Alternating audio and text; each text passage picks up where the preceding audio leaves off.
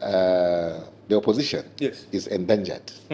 We have become endangered species, in the political arena. And it is being supervised by the president himself, because I've listened to him when he says he enjoys it. In my place, he said that a child does not cry pointing to one direction for nothing. Either his mother is there or has a valuable. These protests on electoral reform, let them transmit in due time. Nigerians know what they were saying, and the senators too know what they were doing. They were trying to protect their mandates to come back, because if the election is transmitted in due time, definitely many of them, 99.9% of them, it's not coming back.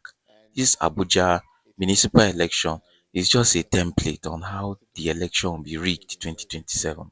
Anyway, let's listen to this interview. It will expose many things, and it will many things we know already will be said, and many things we don't know already will also be said. So this interview is very educating, enlightening, and informative. So let's pay attention so that we'll get ourselves equipped. This ruling party, what they will do to us in 2027, so that we even prepare and know what we'll do to them back. Though we don't have much money, they are the ruling party, they are incumbents, they have the force, they have the finance, they have everything. God is on our side, and our vote is on our side. But another thing is that they want to use this vote apathy, that's low turnout, to rig the election. Anyways, let me now let the cat out of the bag. Listen to this interview, which is very, very informative. Listen to it to the end. We'll see you at the end to give out some info too. Drop your comment in the comment section. See you on the other side at the end. I say a dictator. A dictator in the gap of a Democrat. That's what I've seen. A dictator. And there may be one thing that Nigerians are not also looking at is the issue of INEC. The Constitution says INEC is autonomous and independent, isn't it? Yeah. Autonomous when it comes to their finances. It says specifically that no agency of the government or persons is allowed to procure anything for INEC. They should buy their own equipment. They should build their own offices and things like that. But what did we see? About some few months ago, the president went to commission a building which is being built by FCDA for INEC. So what are you saying? Now you are going to equip the building. Who says they won't bug that building? We're not forgetting what happened in Watergate, isn't it, in America? We're not forgetting what happened when AU wanted to build a headquarters in Addis Ababa, and the Chinese people say they're going to build it for Africa. And when they built it, what did they do? They bugged it. Every meeting, every decision that was taken there was already in Singapore. I mean, So who says that? But the Constitution says don't do it, and it's going on as we speak. So we Nigerians have to really, wake up and take back this country. And not take back this country is to vote massively, for parties like Action Democratic Party. Otherwise, we are just on what do you call it? Crispy. On this country. Yes, on the edge. I don't want you to campaign. Campaign has not started. No, I'm not campaigning. I'm just saying that the alternative is there. Yeah, there are not only ADP, there are so many other alternatives. Oh, okay, I didn't know. No, there are so many other alternatives. Okay.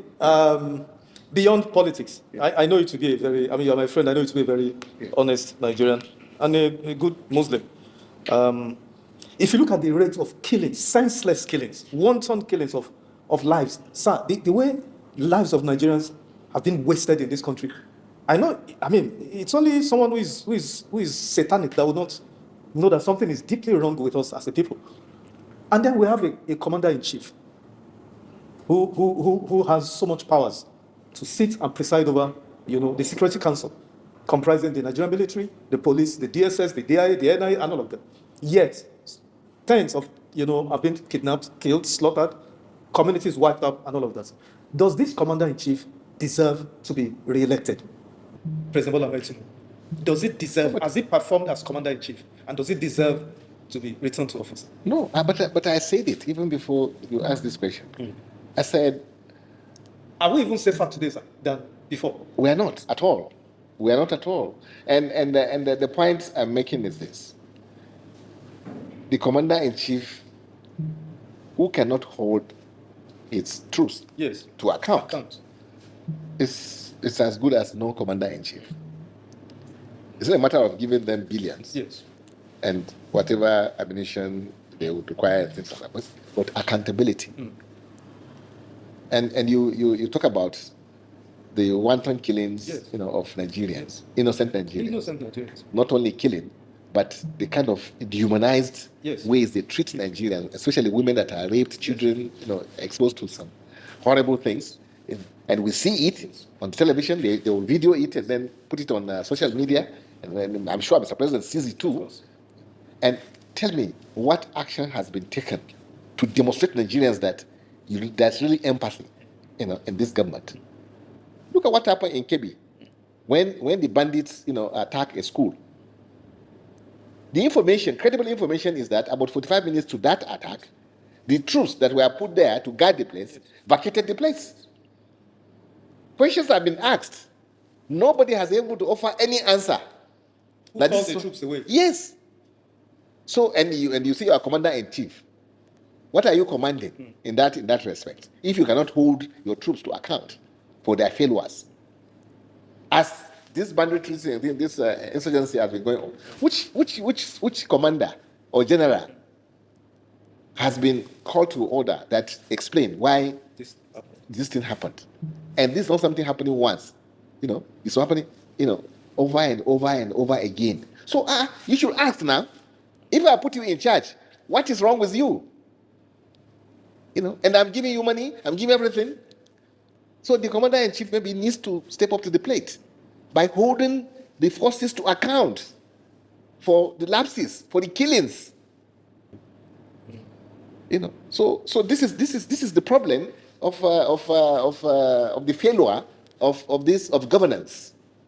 The situation is that when you are losing your members, that joining my camp, so I'm happy that it's happening, So but you can have all the governors, all the senators, all what have you.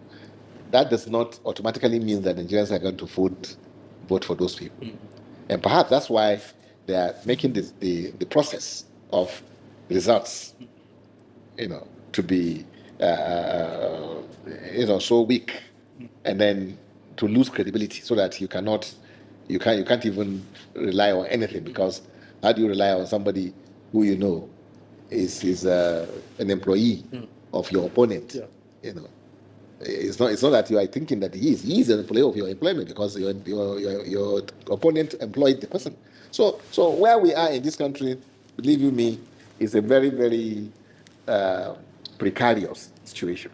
I think the future of democracy in this country is Nigerians to wake up to the fact that what they have as a democratically elected government has become a tyranny. A tyranny, as far as democracy is concerned.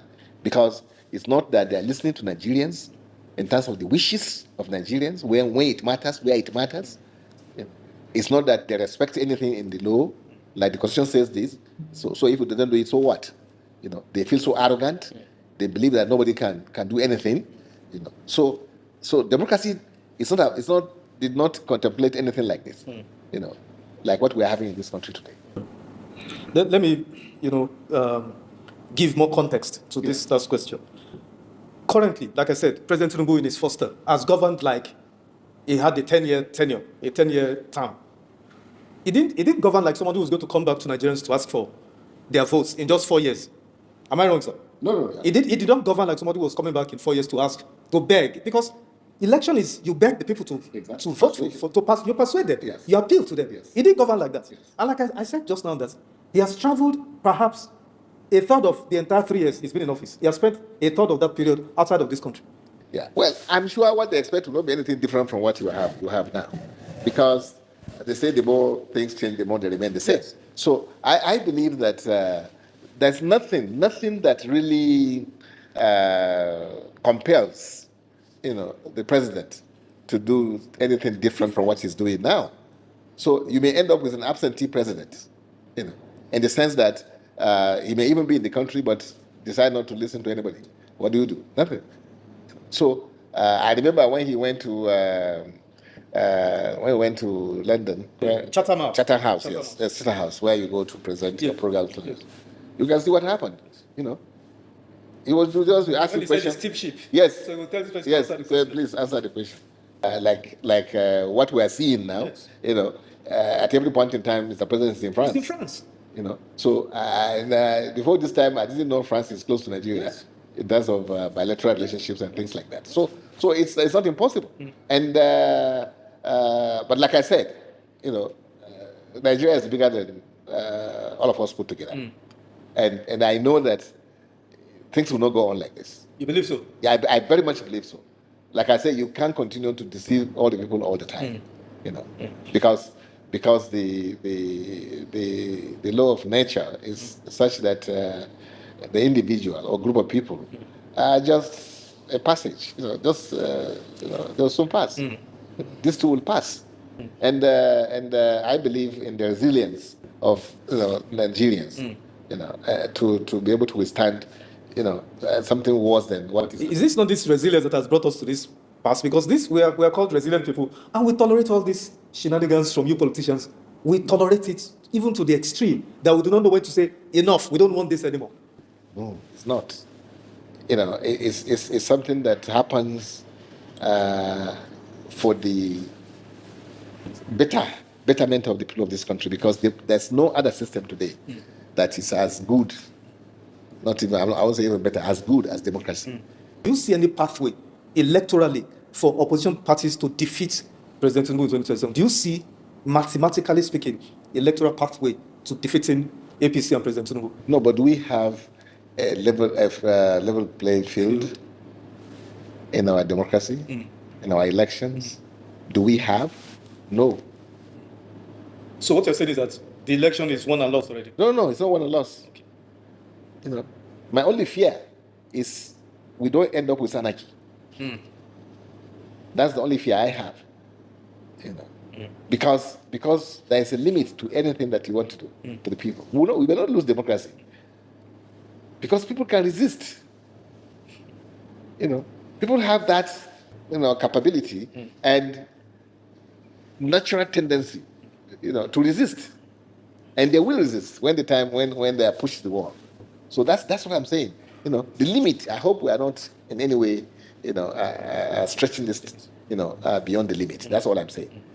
When 2023 elections were being announced by Professor Mahmoud Yakubu and Senator Dino Melaye of the PDP then raised objection because the Electoral Act says if there is contest over election results, INEC has 7 days, am I right, to review the results and then proceed.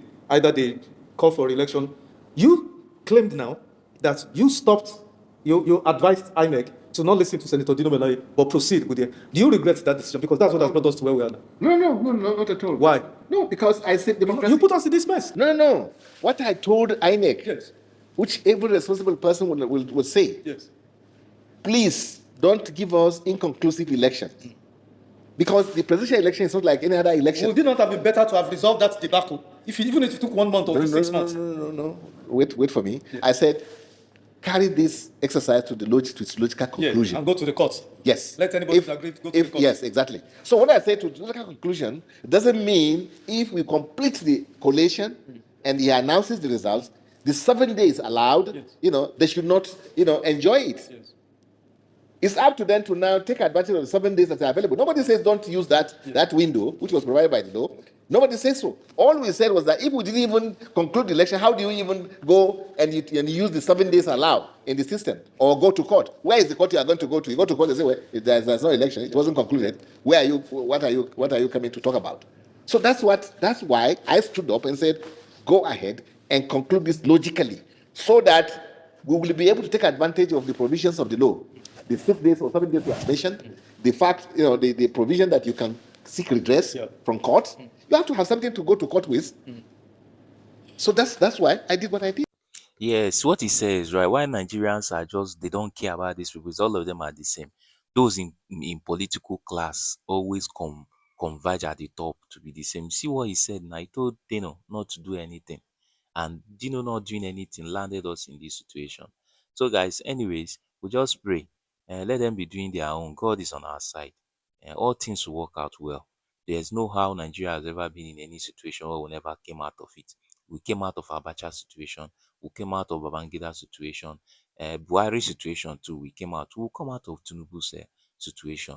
So may God help us all, Sha. Let us put hands together and make this country a better place just for us, so because the political class have already have it better and they want to remain at the top. See you on the other side. Drop your comment in the comment section and subscribe to our channel. See you on the other side.